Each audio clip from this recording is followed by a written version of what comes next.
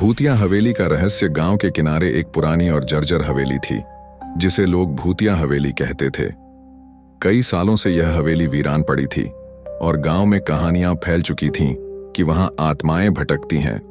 रवि, अर्जुन और दीपक ने ठान लिया कि वे इस हवेली के अंदर जाकर देखेंगे कि आखिर सच क्या है।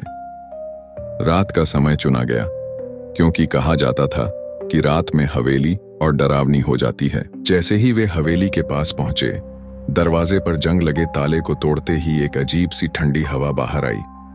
अंदर कदम रखते ही चुप्पी इतनी गहरी थी कि उनकी सांसों की आवाज भी गूंजने लगी। हवेली के अंदर अजीबोगरीब आवाजें गूंज रही थीं, जैसे किसी के रोने की आवाज। अचानक दीपक ने दीवार पर खून के धब्बे देखे। उनके शरीर में डर की लहर दौड़ गई, लेकिन उन्होंने खुद को मजबूत बनाए रखा।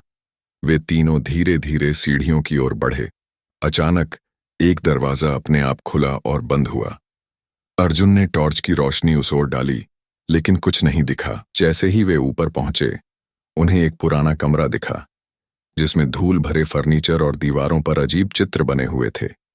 तभी कमरे के कोने से एक स्त्री का धुंधला सा साया दिखाई दिया।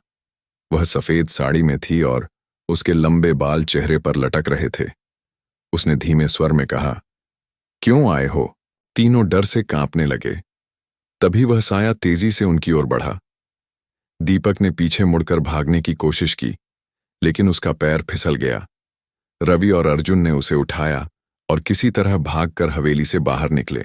गांव लौटने के बाद उन्होंने यह घटना सबको बताई, लेकिन लोगों ने कहा कि उन्होंने हवेली की उस औरत की आत्मा को देखा था जो कई साल पहले अपने पति के हाथों मारी गई थी।